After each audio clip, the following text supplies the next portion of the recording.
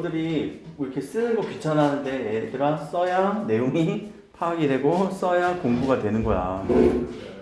잘 써봐. 그러니까. 자, 한번 봅시다. 여기 파생 상품 너무 어렵지?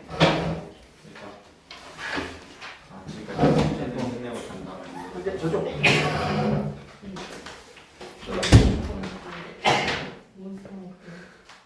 자, 파생 상품에서 혹시 이해 안 되는 부분?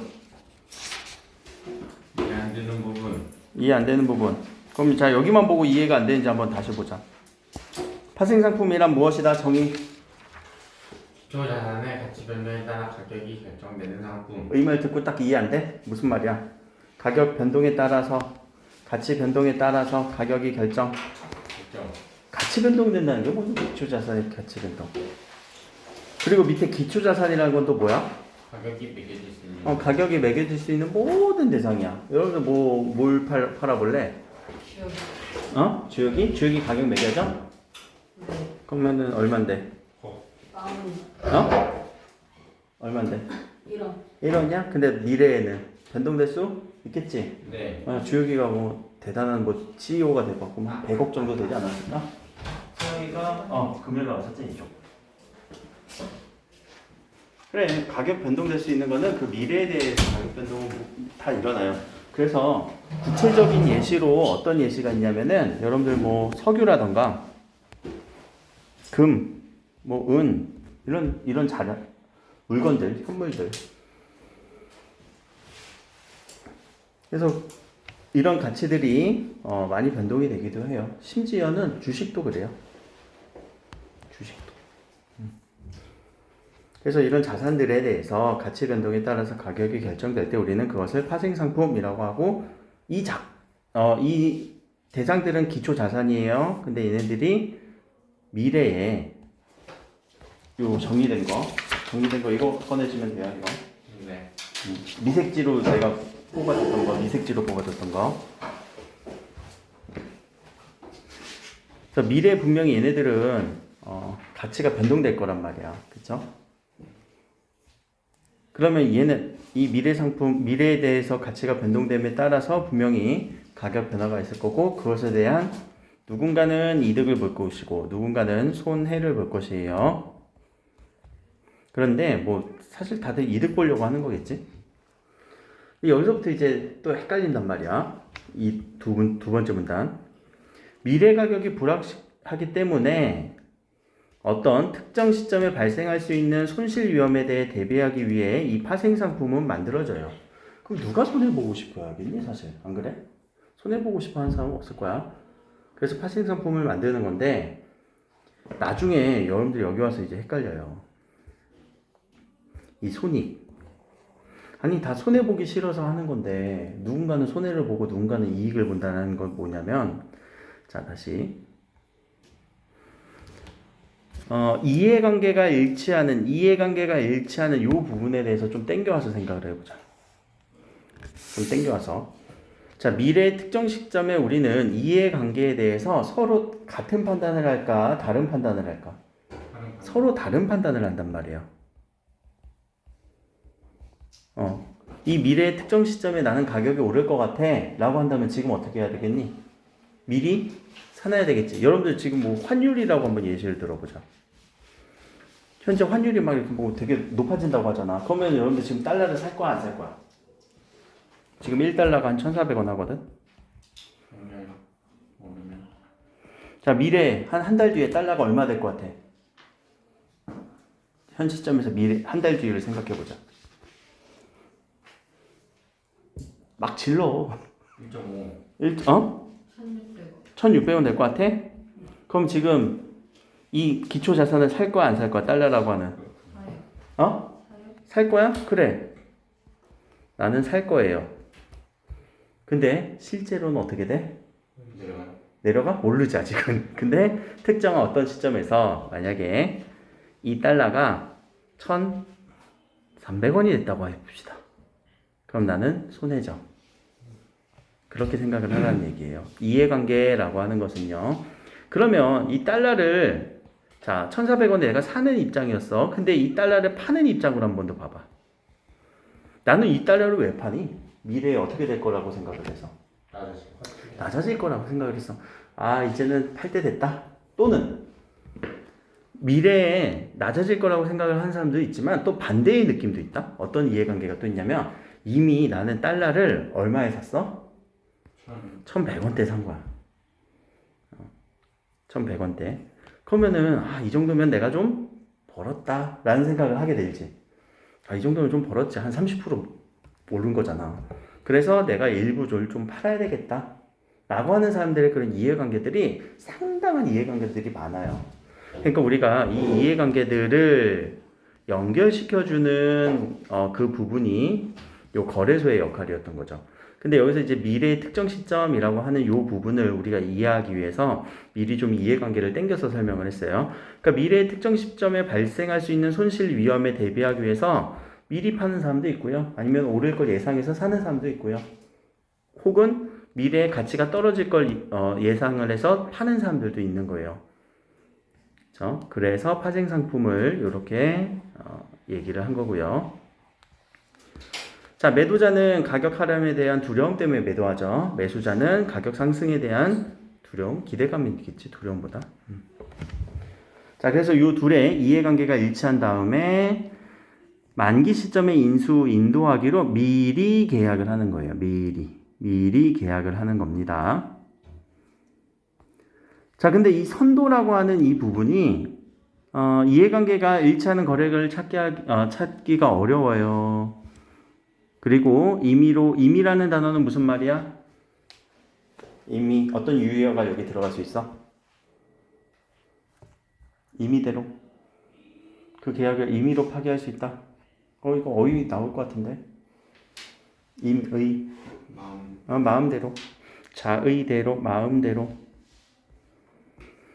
파기할 수 있다라고 하는 그런 불안정성 때문에 우리는 어떤 걸 만들었어요? 공인된 거래소. 아니, 선물 만들었다고 하면 안 돼. 공인된 거래소를 만들었어요. 그리고 공인된 거래소 안에서 하는 것이 선물이라고 얘기를 하는 거예요. 공인된 거래소 안에서 하는 게. 자, 이게 순서를 뒤바꿔 놓고 있어, 계속. 여러분들 헷갈리라고. 근데 그 순서를 다시 한번 또 정리를 하면서 읽는 거야. 자, 그러니까 이런 문제점이 있으니까 공인된 거래소를 만들었고 그 안에서 하는 것을 우리는 선물이라고 얘기를 하는 거예요. 금요일날 왔었나? 네. 여기.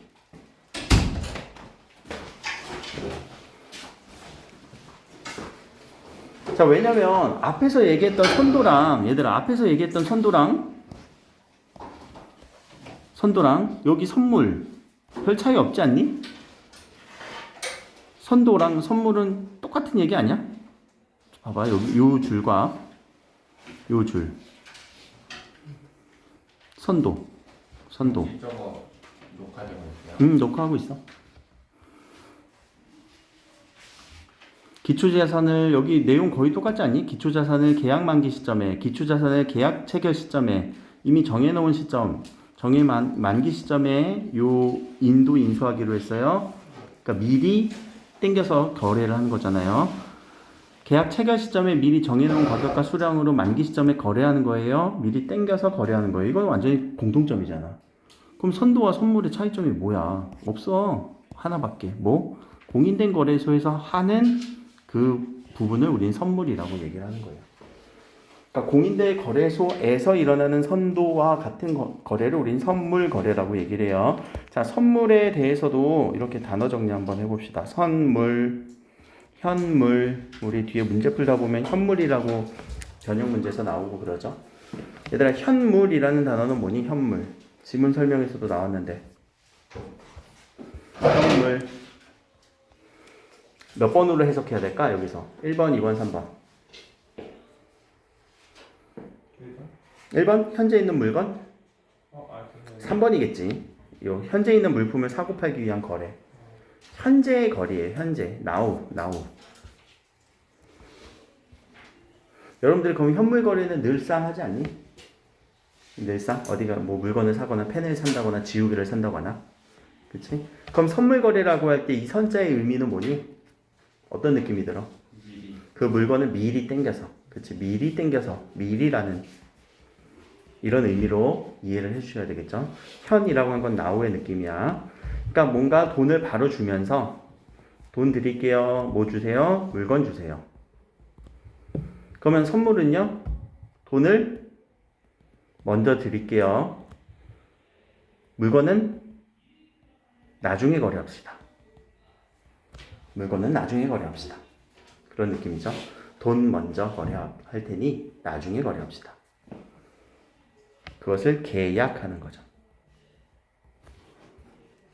왜 물건을 나중에 하냐면은 그 가격이 나중에 오를 것 같기도 하고 내릴 것 같기도 하니까 미리 가격이 더 오르기 전에 미리 내가 확보해 놓는 거야. 혹은 내려갈 거니까 미리 내가 팔아버리는 거야. 그 사람한테. 그러니까 미리 팔 때도 그럼 현물로 팔면 되지 않아요? 그것도 괜찮아.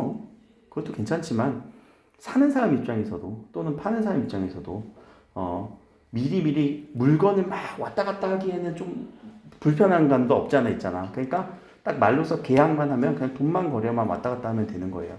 그런 것들이 이제 선물 거래의 어떤 효과로서 우리는 이런 것들을 파생 상품이라고 얘기를 해요. 파생이란 말은 뭐니? 파생 얘들아.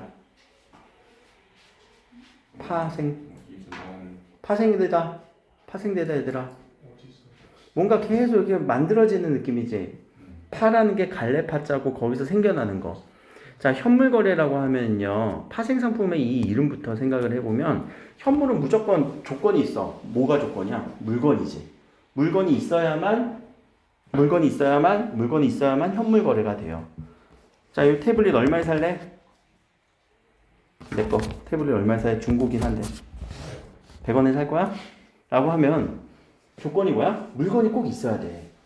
근데 물건이 없이도 이 파생 상품은요, 지금 물건이 왔다 갔다 하지 않아도요, 그 계약, 그 물건이 있다라고 물건을 주기로 약속을 한 거에서 계속적으로 그래, 내가 이거 주기로 했으니까 일단 돈부터 거래하자. 그럼 그 돈을 가지고 또 뭐예요? 또 다른 걸 거래를 할 수 있죠. 그죠? 그 거래가 만약에 또 파생 거래라고 한다면 또 다른 걸 거래할 수 있죠. 돈이 왔다 갔다 하면서. 얘들아, 어떻게 돼? 이 파생이라고 하는 이 물건에서부터 계속 뭔가 거래가 생기고 이 의미의 파생이라는 얘기예요. 알겠죠? 그걸 만들어주는 상품이다 라는 거. 파생이라는 의미부터 정확하게 이해하신다면 그 안에서 선도와 선물이 둘 다 파생 상품인데, 둘 다 파생 상품이에요. 둘 다 파생 상품인데, 그 파생 상품에서 이 선도의 차이점, 선물의 차이점, 큰 차이점 없습니다. 공인된 거래소에서 하느냐, 선물. 아니냐, 선도. 그래서 이 공인된 거래소가 선도의 어떤 불편함, 문제점을 해소시켜주기 위해서 나왔던 거죠. 그럼 공인된 거래소의 기능 밑줄 쳐볼까? 쉽게 만날 수 있습니다. 그리고 매개적 역할을 합니다. 거래 당사자들을 연결시켜 준다는 거죠. 그리고 제도적 장치를 마련해 주기도 합니다. 그러면은 아까 우리 문제점 임의 파악이 가능해? 안 돼. 임의 파악이 불가하겠지. 선도가 또는 이 선도가 언제 많이 쓰였냐면요. 선도라는 이 개념은요. 옛날에 우리 그 바다에서 무역을 하던 영국이 우리 해가 지지 않는 나라라고도 얘기를 하지.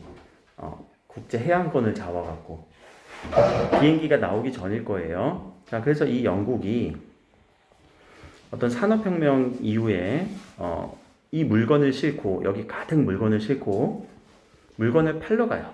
뭐 인도로 갑시다, 인도. 그러면은 여기 장사꾼들이 이제 와서 야, 이거 물건 오기로 했어. 한 달 뒤에.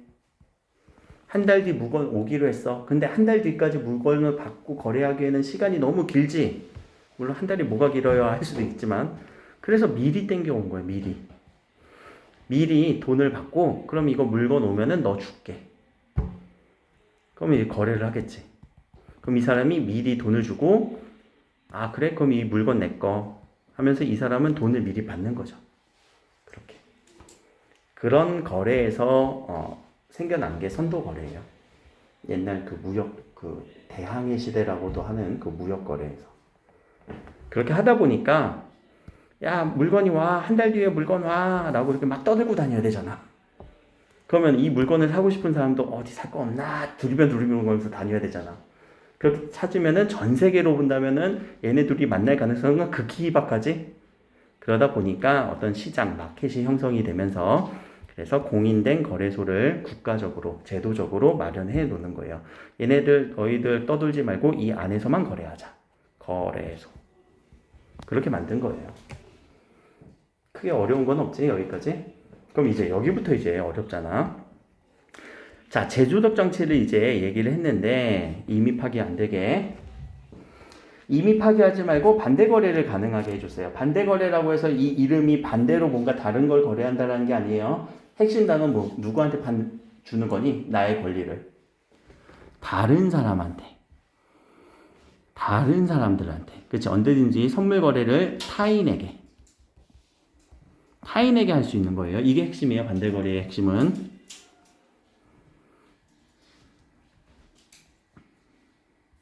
지원이가 내 태블릿을 100원에 산다고 했어. 지원아 한 달 뒤에 줄게 라고 얘기를 해놓고선 그럼 지원이는 이제 100원을 든 그 100원으로의 내 태블릿을 살 수 있는 권리가 생긴 거잖아. 그 권리를 생각해보니까 이 100원보다 나는 더 비싸게 팔 수 있을 것 같아. 태블릿을 중고나라면 올려도 한 5만 원에 판매할 거잖아. 그러면은 이 100원으로 산 권리를 그래 준서한테 얘기한 거야. 이거 1,000원에 살래? 나 한 달 뒤에 태블릿 받기로 하는데 너 이거 나한테 1,000원 주면 내가 이 권리 줄게 라고 하면 그 타인에게 그 권리를 파는 거죠. 그렇죠? 물건은 여전히 왔다 갔다 해요? 안 왔다 갔다 해요? 왔다 갔다 하지 않은 채로.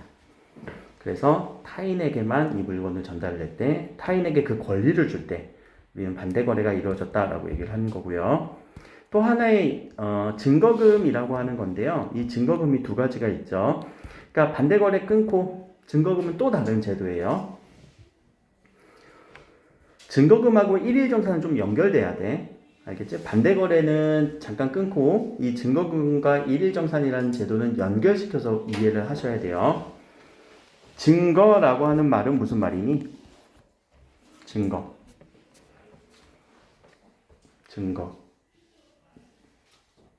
너무 어려운 단어야? 야, 증거 대봐. 뭐 이런 식으로 많이 하자. 증거가 증거지 뭘.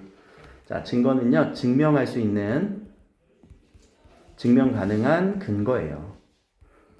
확실히 딱 증명할 수 있는 어떤 근거를 대봐 라는 거잖아.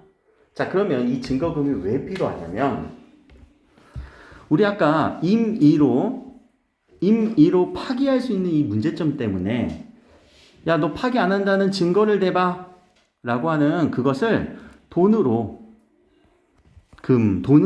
증명을 하는 거예요. 나 돈 이 정도 쌓아놨어. 통장에 넣어놨어. 근데 그건 내 통장이 아니라 어느 통장? 거래소. 이 거래소에 넣어놓는 거예요. 그래서 이 계약 당사자들이 나 이 정도는 계약 확실히 할 수 있어 라고 하면서 거래의 안정성을 확보하기 위한 장치로 이미 파기 불가하기 위해서 이 증거금을 넣어놓는 거예요. 그럼 진짜로 파기해버리면 이 증거금을 어떻게 해야 되니? 회수해야 되지. 그치? 그 사람한테서 뺏어야 되지. 그러니까 뭐 보증금이라고 우리는 그런 단어들 좀 쓰지 않니? 혹은 스터디 카페에서 여러분들 보증금 이렇게 내고 사물함 빌리거나 그러지 않아? 이용료 말고 보증금.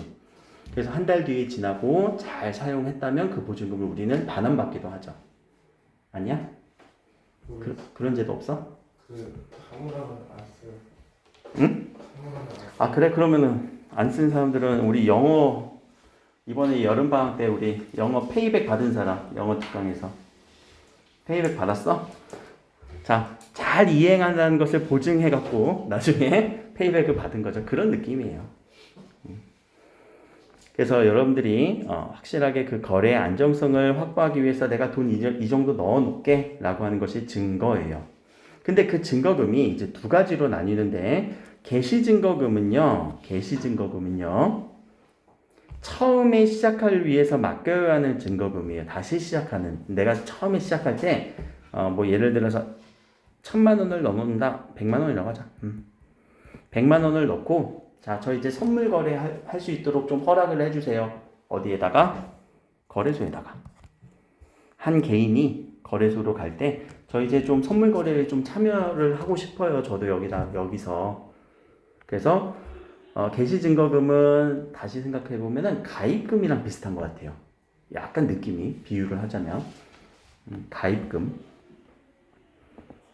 자, 근데 이 증거금을 가지고 우리는 처음에 가입했던 이 금액이 나중에 정산이 되면서 왔다 갔다 하거든요. 이 금액으로 증거금의 이 금액으로 가지고 선물 거래를 하는 거예요. 금요일 날 왔었지? 네, 금요일 났어요. 이 100만 원을 가지고 선물 거래를 하는 거예요. 그러니까 100만 원 이상으로 우리는 올려도 괜찮아요. 100만 원이 증거금, 개시 증거금의 아주 최하한이라고 한다면 1000만 원을 넣어도 괜찮아요. 혹은 수익을 벌어도 이 증거금에 포함이 되는 거예요. 계속 뭔가 돈이 쌓이는 거예요. 그러니까 통장 계좌가 쌓인다라고 생각하시면 돼요. 그런데 이 유지 증거금은 그러면은 계속 우리가 이득만 보면 다행이지만 선물 거래를 하다 보면은 또 불필요하게 뭐도 생겨? 손해도 생기잖아. 이 손해가 유지 증거금, 유지할 수 있을 만한 최소의 금액이 50만 원이라고 한다면 이 선물 거래를 하면서 손해를 갑자기 입어갖고 50만 원 밑으로 한 48만 원 정도가 된다면 우리는 유지 증거금 아래로 떨어지게 되는 거죠. 그러면 더 이상 선물 거래를 유지할 수 있다라고 보여? 못한다고 보여? 못한다라고 보는 거야. 판단을 하는 거야. 왜? 선물 거래라는 거는 일종의 어떤 신용을 바탕으로 우리가 거래를 하는 거잖아. 앞에서 임의 불가, 이게 뭐야? 믿을 만한 사람들한테 임의 불가하는 어떤 법적 안정적인 장치를 우리가 마련해 놓으려고 하는 거잖아. 계속 임의 불가라고 하는 이 부분이 계속 여러분들 머릿속에 남아 있어야 돼. 이 사람은 어떻게 믿고 우리가 거래를 해? 선물 거래라는 거는 미리 내가 돈을 주는 건데 물건도 받기 전에, 안 그래? 그러니까 그 부분에 있어서 이 사람이 그럼 믿을 만한 사람인가 라고 했을 때 처음에는 가입금 느낌으로 개시금 증거금을 넣어놓고 그 안에서 이제 계속 그 돈으로 거래를 하다가 이 사람이 뭔가 이제 튈 것 같아. 유지 증거금 밑으로 내려가면은 너 도망가려는 거 아니야? 미리 거래해놓고 그래서 선물 거래가 더 이상 유지되지 않을 것 같은 그런 느낌이 들 때 나중에 우리 여기서가 뭘 한다고 했었니? 문제에서 유지 증거금 밑으로 떨어지면 뭘 한다고 했었니? 마진콜을 우리가 얘기를 하게 되죠.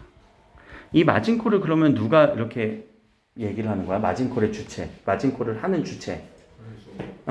그렇지, 거래소가 마진콜을 얘기를 해요.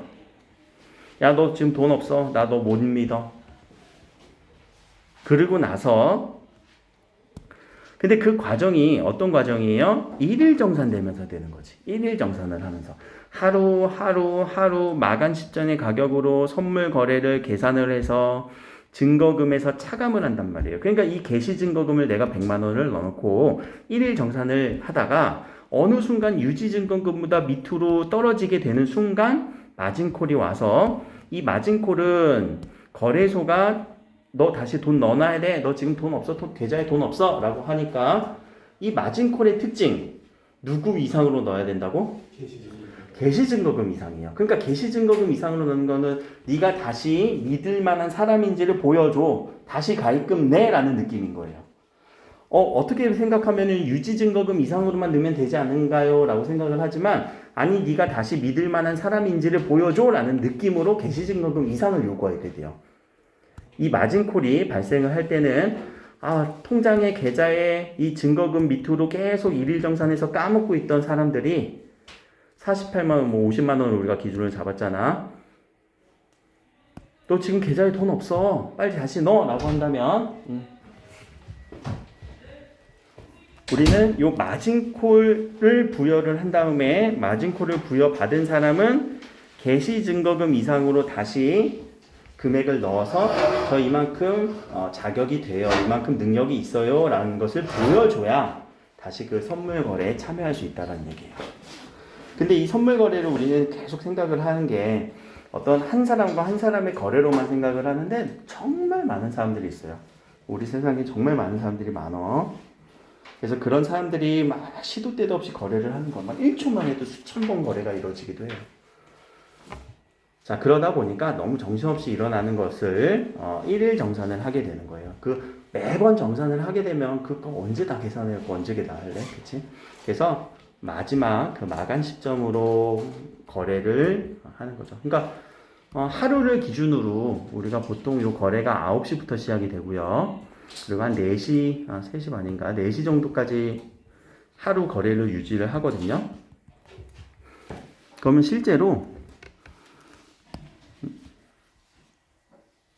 유지 증거금보다 처음에는 위에 있어야 되지. 무조건 시작할 때는 하루가 시작할 때는 유지 증거금보다는 무조건 위에 있어야지 시작이 될 수 있어요. 참여 안 시켜줘. 이거보다 밑에 있으면. 근데 어느 시점에선 손해를 보기도 해. 근데 이 시점에서 갑자기 본인이 갖고 있었던 파생 상품이 인기를 끌어서 막 이렇게 올라갈 수도 있어요. 이 시점 안에서는 왔다 갔다 할 수 있어요. 유지증거금 위아래로. 근데 이 유지증거금보다 이제 마감 시점에서 4시에 마감이 된다고 했을 때 이 아래에 있을 때 유지증거금보다 아래에서 마감이 됐을 때는 다음날 9시 전까지 뭘 해야 된다고? 개시증거금 이상의 개시증거금은 초록색으로 개시증거금 이상으로 다시 돈을 넣어서 시작을 해야 된다는 얘기예요. 이게 문제에서 물어봤던 거고. 다시 그 자격을 증명해야 돼. 저 선물 거래할 만한 자격 있어요 라고. 그러니까 앞에서도 살짝 지나갔었던 거, 요 임의 파기하려는 거, 임의 파기. 그 계약을 임의로 파기하려는 거. 이런 부분들을 제도적으로 지금 장치를 마련하려고 하는 거예요. 아까 내 태블릿을 100원에 사겠다는 사람도 뭘 믿고 내가 그 100원이 얼마 안 된다고 생각하죠. 뭘 믿고 내가 이 태블릿을 줘. 100원을 안 주면 어떡해. 난 그걸 철석같이 믿고 있었는데. 그러니까 뭘 넣어야 돼? 증거금 내놔. 라는 거. 자, 5달러로 갑시다. 이제 그래서 이 손익계산을 하는 건데요. 손익은 똑같아요. 이 A와 B가 계약을 했다고 한다면 단순하게 생각하세요. A의 수익은 B의 손해예요. 알겠죠? A의 수익은 B의 손해예요. 자, 이 상황 1 같은 경우는 그렇게 어렵진 않아요. 왜냐면 그냥 만기 시점으로 우리가 쭉 가면 되거든. 만기 시점으로. 자, 제가 100만 원으로 미래에 우리 환율이라고 아까 합시다. 환율. 지금 현재 시점에서는 1,400원에 1달러에 1,400원이라고 하는 환율을 한 달 뒤에 얼마가 될지 몰라. 근데 나는 오를 거라고 예상을 했어. 그래서 이 B와 거래를 한 거지. 근데 B는 나한테 반대로 생각을 해야 되겠지. 얘는 이제 가격이 떨어질 거라고 생각을 해야 되겠지. 혹은 은행이 될 거예요. 혹은 증권회사가 될 거예요. 그래서 나는 한 달 뒤에 오를 거라고 생각을 해서 1,400원에 미리 이 100만 원어치를 사놓은 거예요. 계산이 안 되네. 100만 원어치라고 하니까 100개를 사놓은 거예요. 100달러를 사놓은 거예요. 1,400원에. 자, 그러면 계약 시점까지 유지가 됐어요. 한 달 뒤까지 유지가 됐어요. 그럼 이때 환율에 따라서 내 수익은 왔다 갔다 하겠지. 실제로 환율이 1달러에 1,500원이 된다고 한다면 자, 만기 시점의 주식 가격 얼마? 1,500원. 달러로 할게요. 계약 시점에 저의 달러 환율은 얼마였어요? 1,400원. 거래 승수는 따로 곱하지 맙시다. 계약수는 몇 개였어요? 몇 달러 몇 개 샀니? 100개 샀죠. 그러면 나는 이득 얼마? 100 곱하기 100 합시다. 거래 승수는 1이라고 놓을게요. 100 곱하기 100 거래 승수가 얼마인지는 지금 자세하게 안 나왔으니까 10,000원 이득 본 거예요. 그럼 10,000원 손해는 누가 본 거니? 나랑 거래한 B가. 반대로 한번 해볼까?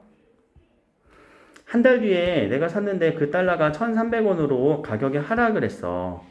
그러면 만기 시점의 주식 가격 얼마? 1,300원. 계약 체결할 때 나 얼마에 샀어요? 이렇게. 계약수 몇 개예요? 100개 샀어요. 100장 샀어요. 그렇게 해서 마이너스 100 곱하기 100이 되겠죠. 나 손해 얼마? 10,000원이 되는 거죠. 그럼 이만큼 누가 수익을 얻어요? B가 얻는 거죠. 자, 만기 시점은 전혀 어려울 게 없어요. 요 시간 텀으로 보고.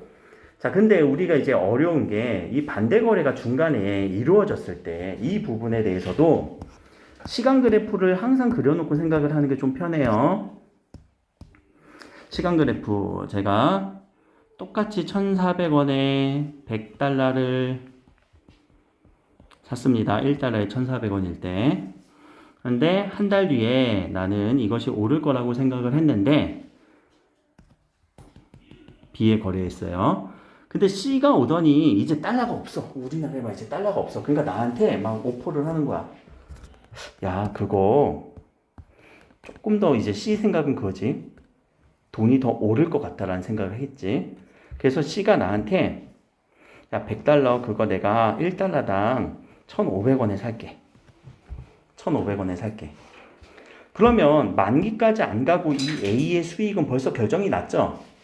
100원 올랐네? 100주네? 그러면 A는 10,000원 번 거예요.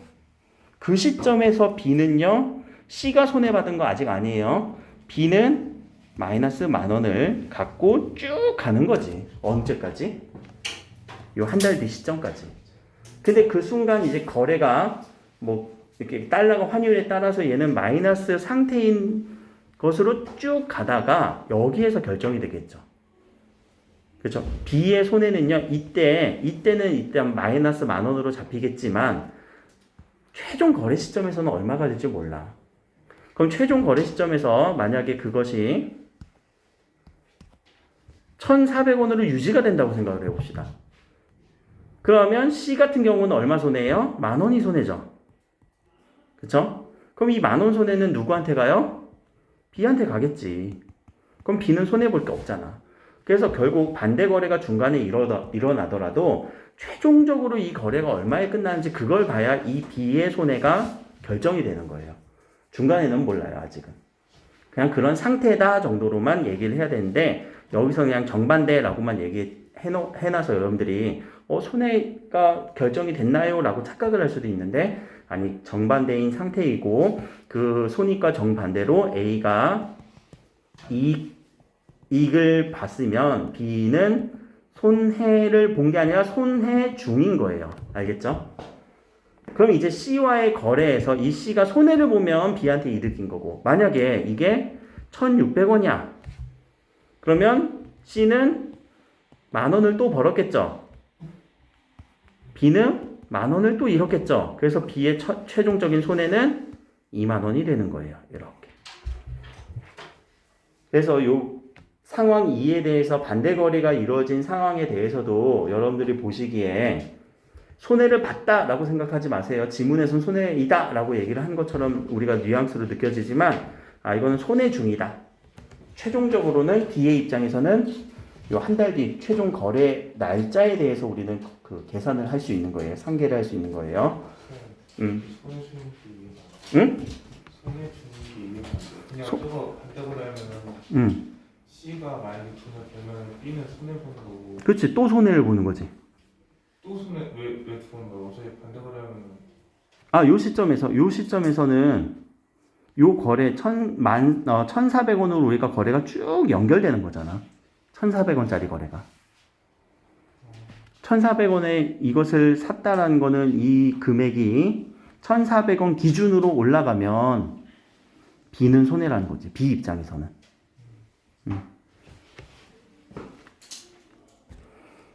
요 시간 그래프를 오른쪽 이렇게 쭉 수평으로 그려놓고 여러분들이 한번 금액을 넣었다 뺐다 한번 해봐. 계산을. 100주가 너무 많으면은 달러가 너무 많으면은 10원씩 해봐. 10원씩. 너무 어렵니? 그럼 다시 한번 해볼까? 10원으로 해볼까? 같이 해보자.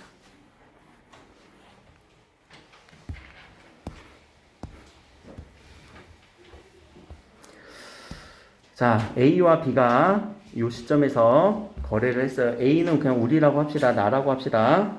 자, 나는 한 달 뒤에 이 물건이 지금 현재 시점에서는 10원의 가치가 있어요. 이 물건이. 그래서 10원의 가치가 있는 거 몇 개? 10개만 삽시다. 10개. 그럼 100원이겠죠? 100원에 사서요. 아직 한 달 뒤에 가격 변동에 대해서는 아직 잘 모르겠어. 근데 만기 시점까지 반대 거래 없이 쭉 갔어. 근데 한 달 뒤에 그 물건이 가치가 상승을 했어. 20원이에요. 그럼 이 A 시점, A는 얼마 썼어요? 돈 100원 썼지만 그 물건의 가치는 10개니까 200원에 지금 물건을 갖고 있는 거죠. 그럼 A는 100원 이득이잖아. 근데 판 B는 오히려 아쉬워. 내가 갖고 있었으면은 100원 더 벌었을 텐데. 그래서 벌지 못한 금액, 그 마이너스 100원이 손해라는 얘기예요. B 입장에서는요. 벌지 못했으니까. 반대로 이제 반대 거래가 일어났다고 봅시다. C가 이 물건을 보더니 이거 되게 좋은 물건인데 나는 나중에 이거 한 50원까지 갈 것 같아 라고 해서 A한테 야, 그 물건 내가 하나에 30원씩 살게. 30원에 사요. 몇 개? 10개 다 삽시다. 그러면 A 입장에서 자 사람들마다 생각을 하는 거예요. 사람의 입장에서 A의 입장에서는 나중에 물건이 얼마 될지 모르겠지만 이미 이 사람이 나한테 30원에 산다고 했으니 20원씩 이득이겠지. 그럼 얼마 벌었어요? 여기서는 100원에 샀던 거 여기서는 300원에 팔게 되는 거잖아. 그럼 200원 이득이네. 그러면 이 시점에서는 B 입장에서는 자기가 아직 얼마에 결정될지는 모르겠지만 B 입장에선 200원을 더 벌 수도 있었던 걸 이미 아직 그냥 내가 안 팔고 갖고 있었으면 지금 현재 300원의 가치가 있다고? 300원이 있다고? 근데 내가 팔아버렸네? 아쉬워. 200원의 손해가 발생한 거죠. 근데 이 손해는 확정적인 손해는 아니라는 얘기예요. 언제 결정이 된다고요? 한 달 뒤 물건 가격에 따라서 결정이 된다는 얘기예요.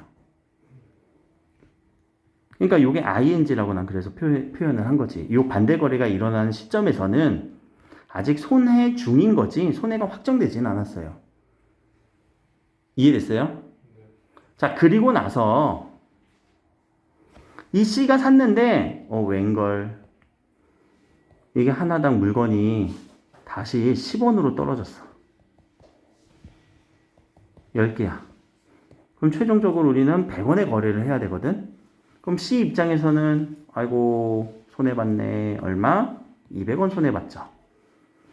그럼 B 입장에서는요. 얘네가 손해볼 거를 미리 나는 넘긴 느낌이니까 다시 200원이 수익으로 잡히면서 전체 기간에서 손해를 봤던 부분이 메꿔지면서 B는 손해가 없게 되는 느낌인 거지.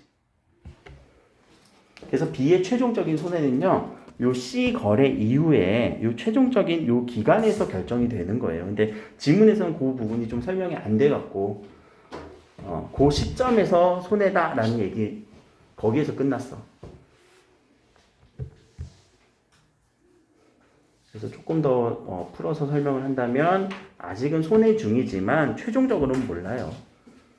만약에 C가 예상했던 대로 한번 해볼까? C의 예상대로 이게 50원까지 갔어요. 그래서 10개예요. 그러면 500원이 된 거잖아요. 그럼 C 입장에서 얼마 번 거예요? 또 300원 썼고 500원 벌었으니까 200원을 번 거죠. 그럼 이 손해는 내가 안 팔았으면은 여전히 손해 안 봤을 텐데 여기에 200원의 손해가 또 발생한 거지. 근데 B 입장에서는 이때도 손해였고 이때도 손해였고 전체적으로 400원 손해지. 왜? 처음에 100원에 팔았는데 지금 현재 500원이니까. 그쵸? 그렇게 생각을 하시면 돼요. 자, 넘어가서 우리 문제를 한 문제 또 곱씹어 봅시다.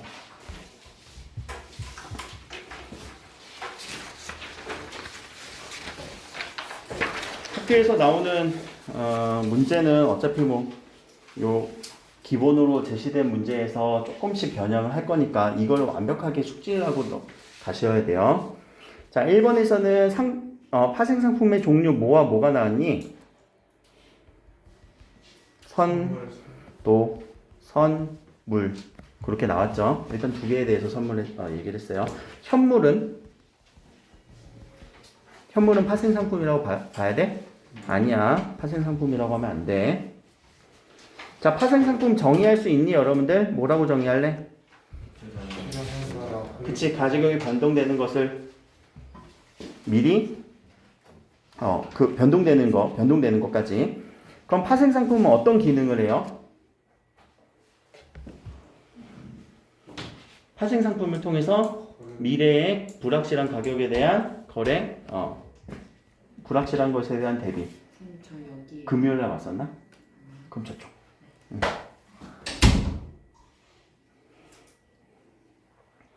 파생 상품의 등장 배경은 선도가 아니지. 파생 상품의 등장 배경은 왜 일어났지? 배경.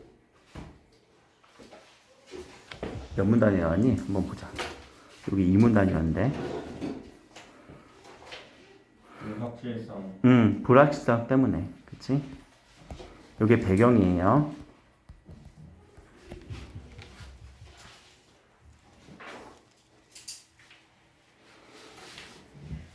배경이라고 해서 뭐 어떤 시대 배경 꼭 그렇게 안 나와도 되잖아. 그치?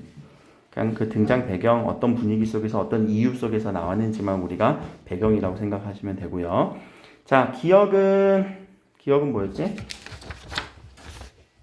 선도. 니은이 선물.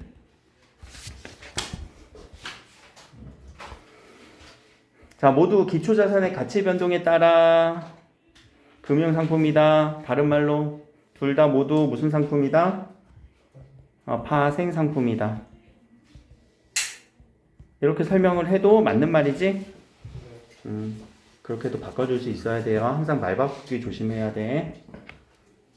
자, 2번. 기억은 니은과 달리 가로치고 기억은 선도는 만기 이전의 계약을 임의적으로 파기할 위험이 높았다. 불확실성이 아니라 이거는 임의 파기예요. 임의 파기. 임의 파기에 대한 불확실성이 있었어. 그래서 뭐가 생긴 거야? 선물이 생긴 거잖아. 그치? 거래소가 생긴 거잖아. 거래소에서 하는 선물. 자, 기억은 니은과 달리 계약 시결 정해놓은 가격과 수량으로 미래의 특정 시점에 기초자산을 거래한다는 계약이다. 아니야? 맞는데 기억은? 근데 어디가 틀렸니? 그렇지, 니은과 달리가 틀렸네요. 그럼 학교에서는 어떻게 내겠어? 기억과 니은 모두 이렇게 나오겠지? 모두 이렇게 내고 다른 선택지를 바꿔버리겠지? 그런 거 예상을 한번 해보라는 얘기. 그러니까 확실히 어디가 틀렸는지 여러분들 지문 위에서 선택지 위에서 체크를 해봐. 4번은요. 선물은 거래 안정성 확보하기 위해서 반대 거래에 이런 제도적 장치를 갖추고 있다. 그쵸? 5번은 선물은 이해관계가 일치하는 거래소 매개적 역할을 하는 거래소에서 이루어진다. 맞는 얘기지? 이거 한번 이렇게 바꿔볼까? 5번 선택지. 이해관계가 일치하는 거래 당사자들의 거래이다. 그럼 5번 선택지는 맞아요? 틀려요? 왜 틀려요? 달리거나 그렇지. 이때도 달리가 되면 안 되지. 모두라고 해야 되겠지. 확실하게 개념이 잡혔겠네. 이런 식으로 바꿀 수도 있으니까 답을 외우려고 하지 말고 선택지가 맞는지 틀린지 빨리 판별하라는 얘기예요. 오케이, 넘어갑시다.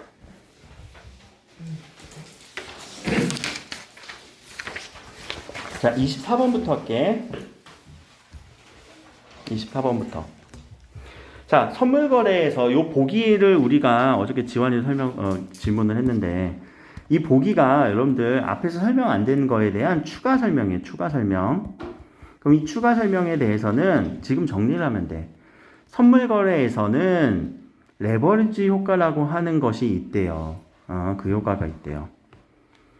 그래서 이 레버리지 효과는 개시 증거금만으로도 거래를 시작할 수 있어서 선물 가격 변동의 몇 배에 해당하는 큰 수익을 얻게 되는 것을 의미합니다. 자, 개시 증거금을 아까 어디다 넣는다고 했어요? 계좌에 넣고요. 그 금액을 가지고 아직 물건을 최종적으로 거래하기도 전에 그냥 막 뭔가 이렇게 사버리는 거야. 막 다 사. 왜? 가격이 오를 것 같으니까. 그러고 나서 조금 지나지 않으니까 선물 가격이 올랐어. 그러면은 팔어. 그렇게 해서 수익을 얻게 되는 구조를 레버리지 효과라고 얘기를 해요. 자, 영어에서 레버리지라는 단어가 혹시 무슨 단어니? 레버리지. 응? 여기, 기술에서 맞나? 이게 지렛대라는 단어, 지렛대 효과.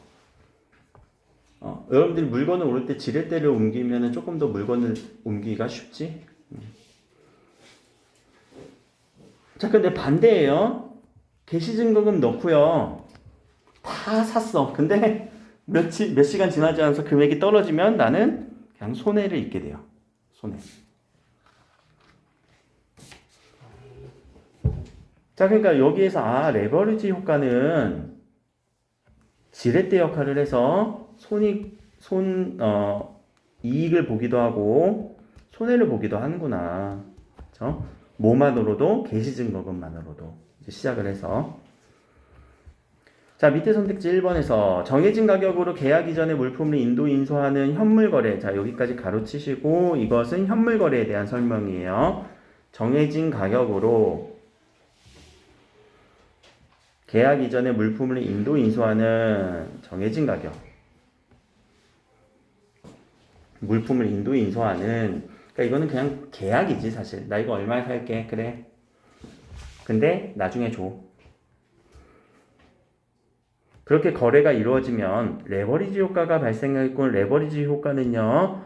미래의 변동에 따라서 발생하는 거이기 때문에 레버리지 효과가 발생할 수가 없습니다. 왜? 정해진 가격이다 보니까. 현물 거래는 정해진 가격이다 보니까 레버리지 효과가 발생하면 안 되죠. 왜? 가격 변동에 따라서 레버리지 효과가 발생하는 거기 때문에. 미래에 변하는 것 때문에 레버리지 효과를 하는 거고 사실 안정성을 추구하는 사람들은 그냥 정해진 가격으로만 사겠죠. 근데 우리가 이제 뭐 투기를 한다거나 미래에 어떤 큰 이익을 발생하는 그런 심산으로 우리가 이런 선물 거래도 하는 거지. 자, 두 번째, 레버리지 효과가 발생하면 만기 시점 이전에 기초자산을 거래할 수 있게 돼요. 거래의 안정성이 확보되겠군. 레버리지 효과가 발생하면 만기 시점 이전에 기초자산을 거래할 수 있게 되어 거래의 안정성이 확보되겠군. 레버리지 효과에 대해서 거래 안정성이 확보되는 그 역할을 할 수 있는 걸까? 얘들아, 레버리지 효과라는 것은 거래의 안정성 때문에 이렇게 발생하는 걸까? 아니지. 레버리지 효과는 그런 효과를 의미가 있는 것이 아니에요. 이렇게 연결이 안 되지. 레버리지 효과는 큰 수익을 볼 수도 있고 큰 손해를 볼 수 있다 이 말이잖아. 여기서 거래 안정성 같은 경우는 우리 거래 안정성이 확보되는 제도적 장치 몇 가지? 아까 세 가지가 나왔지. 증거금, 반대거래, 일일정산. 그렇게 세 가지로만 정리해 주세요. 거래 안정성 확보는요. 제도적 장치예요. 얘들아, 근데 반대거래는 왜 거래의 안정성 확보가 될 수 있을까? 반대거래라는 건 뭐야? 내가 그 시점 이전에 다른 사람한테 주는 거지. 왜 근데 그게 거래의 안정성이 확보가 되는 걸까?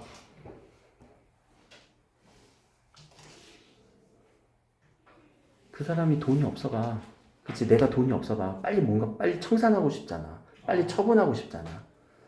그래서 반대거래도 거래 안정성을 확보시켜주는 역할이에요. 그러면 여기서도 봐봐. 만기 시점 이전에 기초자산을 거래할 수 있는 개념은 무슨 개념이었어? 빨리. 만기 시점 이전에 기초자산을 거래할 수 있는 개념은 반대거래지. 그러면은 학교에서는 여기에다가 뭐라고 넣을 수 있어? 그래, 반대거래는 만기 시점 이전에 기초자산을 거래할 수 있는 거래 안정성을 확보시켜준다. 그러면 맞는 선택지가 되죠. 자, 틀린 거를 항상 맞게끔도 바꿔주고 틀린 거는 왜 틀렸는지도 분석하고.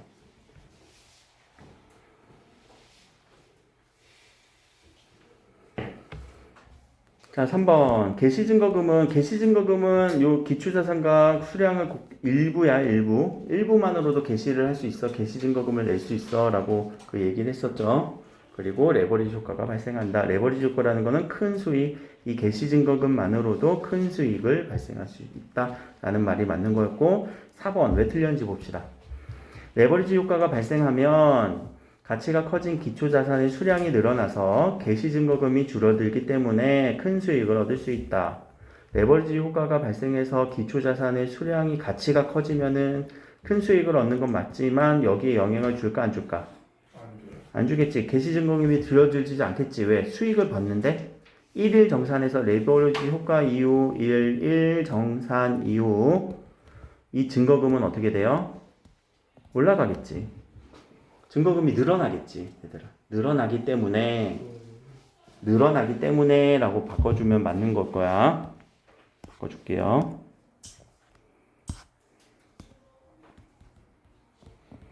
늘어나기 때문에 큰 수익을 얻을 수 있게끔 이렇게 바꿔야 될 것 같고 5번도 선물 가격은 항상 일정하게 유지하기 때문에 말부터 이건 틀렸다. 어떻게 돼요? 선물 가격이 유지되면 안 되지? 변화하기 때문에 개시 증거금이나 레버리지 효과에 의해 거래 당사의 손익은 정반대가 되겠군. 이렇게 돼야 되겠죠. 자, 틀린 부분 왜 틀렸는지 확실하게 이해하시고 맞는 답으로 바꿔주신다면 학교에서도 이런 패턴을 따라서 맞는 거 틀리게 만들고 틀린 거 맞게 만들겠지. 그래서 이 지문 분석도 필요하지만 지문의 개념도 우리가 잡아야 되지만 문제를 정확하게 풀어줘야 된다는 거 알겠죠?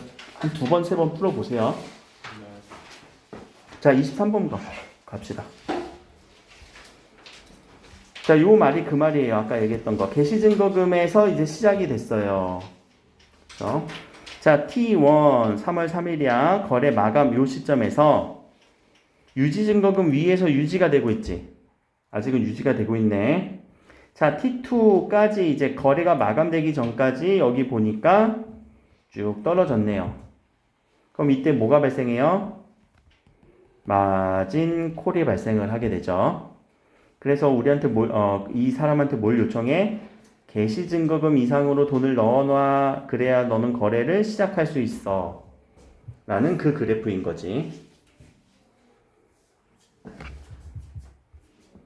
그럼 이때는 마진콜이 발생하니 안 하니? 마진콜 발생하지 않을 거예요. 그럼 요것 갖다가 또 바꿔서 설명을 낼 수 있겠지? 항상 그래프를 보기를 먼저 분석을 하셔야 돼요. 그래프. 이 상황에서 뭐가 됐고, 이 상황에서 뭐가 됐고. 자, 그래서 T0에서는, 개시증거금에 해당하는 금액이니까 선물 거래가 시작합니다. 실행 가능하겠죠? 저 이제 시작할게요. 해갖고 증거금을 넣는 거. 자, 2번도 T0에서 T1이 될 때, 요 정도 시간이 흘렀을 때, S에서 S1으로 하락한 것은 1일 정산 때문에 하락을 한 거겠죠. 이 사람 손해를 본 거예요. 그래서 그 금액이 증거금에서 차감됐기 때문이다. 라는 말까지도 맞고요. 3번도 T1의 요 S1은 증거금이 유지 증거금보다 이상이기 때문에 아직은 선물 거래 유지가 가능합니다. 다른 말로 마진콜이 발생하지 않았다. 라고도 말을 바꿀 수가 있겠지? 자, 4번, 5번부터 합시다. 5번. 자, T2, S2, 여기 T2에서 S2. 이보다 높아진 금액 S3는 왜 여기까지 올라왔어요? 개시증거금에 해당하는 금액을 다시 넣어달라고 하는, 자, 다른 말로 바꿔볼까? 마진콜이 발생해서 다시 증거금에 해당하는 금액을 넣은 거죠. 마진콜 발생 후 개시증거금에 해당하는 금액을 넣었기 때문에 1일 정산이 이제 가능하겠지. 요 T3에서 1일 정산이 된다라는 게 아니라 요 이후에 T3에서 마감하는 시점에 요 마감 시점에 여기서 1일 정산이 가능해진다라는 말이에요. 여기서 5번 선택지도 약간의 비문이긴 해. 아니 이때 1일 정산 되면 안 되지. 시작 시점에서는 1일 정산은 안 일어나. 근데 요 말의 의미는 뭐야? 이때 이후로 1일 정산이 가능해진다라는 말. 혹은 여기에서 밀렸던 정산이 한 번에 또 이루어진다는 말. 그 두 가지 다 내포하고 있어요. 그러니까 여기서 이제 밀렸던 금액 있지. 여기서 마진콜 이후에 마감된 이후에 여기서 이제 밀렸던 그 금액이 여기서 또 정산이 되는 거고요. 4번 그럼 왜 틀렸는지 한번 정확하게 봅시다.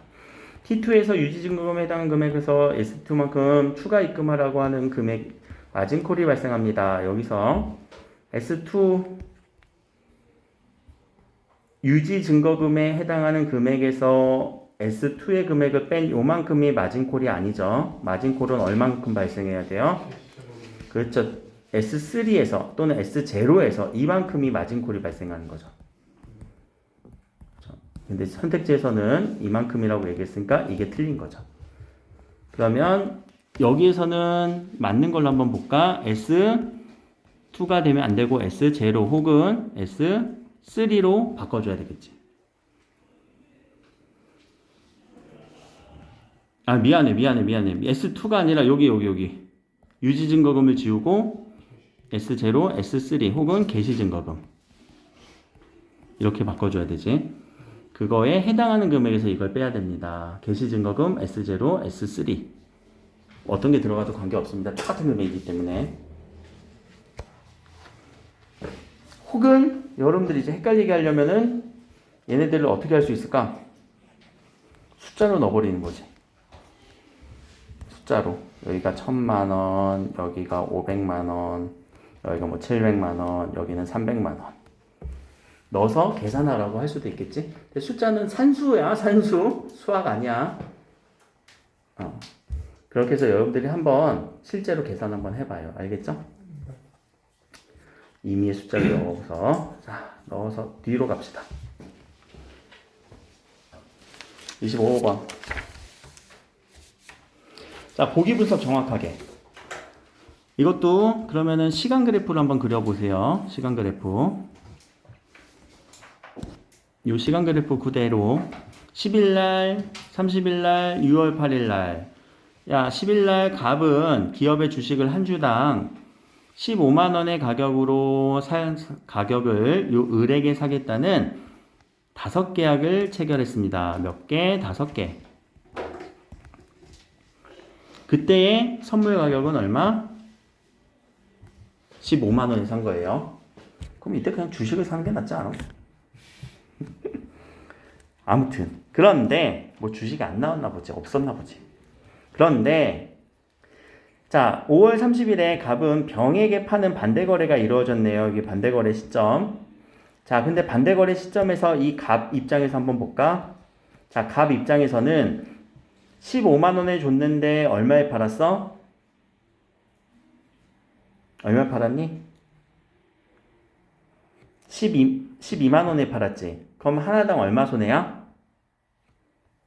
마이너스 3만원. 몇 개? 5개. 그리고 하나 계산해줘야 하는 거 거래 승수 10개. 그러면은 이 갑의 손해는 마이너스 3 곱하기 5 곱하기 10이 되겠죠. 얼마 손해봤어요? 네, 마이너스 150만원 손해봤어요. 자, 이때 병이 샀네요. 그럼 병은 12만원에 샀어요. 근데 마지막에 유지가 됐어. 유지되는 시점에서 보니까 얼마? 마이너스 4만원이 됐지. 자, 그럼 병 입장에서도 한번 해볼까? 병 마이너스 4 곱하기 55 곱하기 10 얼마니? 응? 얼마가 되는 거야? 얼마가 되는? 아, 미안해. 8로 하면 안 되죠. 7로 해야 되죠. 미안해요. 7로 가야지. 왜? 이때는 최종 실제 주식 가격으로 가야 되니까. 그래서 마이너스 5. 그럼 마이너스 250만원. 이 병의 손해. 이것이 갑의 손해. 그러면 자, 이 갑의 손해와 병의 손해를 다 더해준 반대는 누구의 이익? 을의 400만원 이익이 되는 거겠죠. 자, 순간순간 누구의 손해인지 누구의 이득인지를 물어볼 수 있어요. 그리고 계산해야 되는 값은 선물 가격의 15, 그리고 선물 가격의 12, 그리고 실제 주식 가격의 7이었어요. 이렇게. 그러면 오른쪽에 자, 갑이 5월 30일에 병과 반대 거래를 하는 경우 갑의 손익은 얼마였어? 마이너스 150. 자, 만약에 반대거리지 않고 선물 만기까지 유지했으면은 얘는 15만 원에 사고 얼마에 팔아요? 7만 원에 파는 거죠. 그리고 거래 승수 그리고 개수 곱하면은 요렇게 되겠네요. 저 10이 아니라 5 아니에요? 응? 7 빼기 15 곱하기 15 빼기 5 아, 5개구나. 미안해요. 5개 거래가 5개네요. 그래서 마이너스 8에 마이너스 400이 되겠네. 아니 내가 산수야 이래놓고서 내가 선수를 못하고 있냐. 자, 25번 이 상황을 이해 한번 해봅시다. 5월 10일에 갑과 을의 선물 거래가 이루어질 때 갑은 을에 대해서 매수자, 선물 매도자가 됩니다. 뭐 맞는 얘기겠죠? 5월 10일 날 매수자 누가 샀어? 매수라는 단어가 뭐니? 매수하다. 사는 거, 그치? 요 숫자가 받을 숫자예요. 이때는 받다. 도자는 건네다. 건네다도. 자, 2번. 5월 30일에 병과 반대 거래가 이루어질 때 갑과 을의 선물 거래 관계는 청산됩니다. 청산 가능하죠. 청산이 되면서 그 거래가 누구한테 가는 거예요? 병한테 가는 거일 뿐이야. 그쵸? 근데 병은 갑이 했던 그대로 가는 거지. 그대로. 그냥 명의만 변경된 건가 거래 청산이 되는 거예요. 3번. 5월 30일에 갑과 병의 반대 거래가 이루어질 때 갑은 병에게 대해서 매도가 되는 거지. 왜? 갑이 이제 주는 거니까 건네다 도자. 그리고 병은 매수자가 되는 거죠. 받을 숫자. 자, 5번도 한번 먼저 보자. 6월 8일 날 선물 계약에 따른 주식 거래가 이루어질 때 을은 병에 대해서 을은 이제 매도하는 거예요. 줘야 되는 거잖아. 이제 실제로. 그리고 병은 그것을 받는 매수자가 돼야 되는 거죠. 근데 매수 받을 때의 기분은 별로 안 좋았을 것 같아. 손해 봤으니까. 근데 모르지. 그걸 갖고 있다가 나중에 또 떡상할 수도 있지. 모르는 거예요. 4번. 자, 6월 8일에 선물 계약에 따른 주식 거래가 이루어졌을 때 갑과 을의 주식 관계는 청산됩니다. 위의 상황이라면은 누구의 관계가 청산되는 거겠니? 병으로 바꿔줘야 맞겠지. 그쵸? 왜? 이미 갑은 손을 떠났으니까.